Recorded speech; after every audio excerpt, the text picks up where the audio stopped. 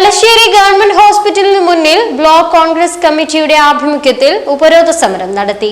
ആശുപത്രിയിലെ operation theatre അടച്ചുപൂട്ടിയതിൽ പ്രതിഷേധിച്ചാണ് സമരം. Block Congress committee president MP Aravindakshan ഉദ്ഘാടനം ചെയ്തു.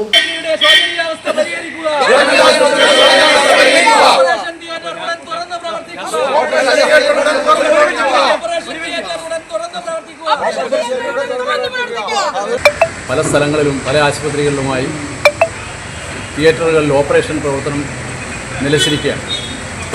ആ തിയേറ്ററുകളിലേക്ക് വേണ്ട ഓപ്പറേഷൻ സാധന സാമഗ്രികൾ വാങ്ങുന്ന കമ്പനികൾക്ക് കോടിക്കണക്കിന് രൂപ ഗവൺമെൻറ് കൊടുക്കാനുള്ളതുകൊണ്ട് ആ കമ്പനികൾ സംസ്ഥാന സർക്കാരിൻ്റെ ഭാഗമായ HLL-ന് സാധന സാമഗ്രികൾ നൽകാൻ തയ്യാറല്ല എന്ന് അറിയിച്ചതിനെ തുടർന്ന് പല സ്ഥലങ്ങളിലും ഓപ്പറേഷൻ നിലച്ചിരിക്കുന്നു.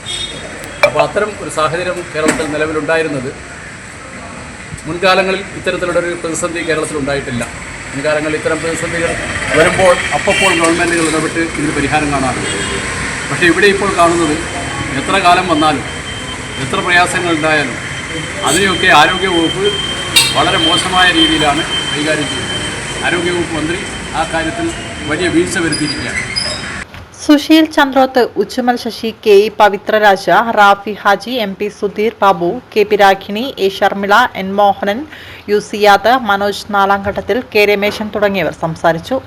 ഹോസ്പിറ്റൽ സൂപ്രണ്ടിനെ സമരക്കാർ തടയുകയും പോലീസ് എത്തി മാറ്റുകയും തുടർന്ന് നേതാക്കൾ സൂപ്രണ്ടുമായി നടത്തിയ ചർച്ചയിൽ വിഷയം സർക്കാരിന്റെ ശ്രദ്ധയിൽ ഇന്നു തന്നെ അറിയിക്കുമെന്ന് അറിയിച്ചതിനെ തുടർന്ന് സമരം അവസാനിപ്പിച്ചു.